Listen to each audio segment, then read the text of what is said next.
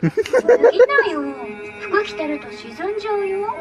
エッチすぎじゃないっすか。泳げるようになりたくないの？なりたくなってきた。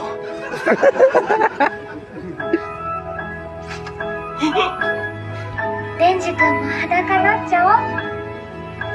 どうせ暗くて見えないよ。ダメだ。ここで脱いだらマキマスを裏切ることになっちまう。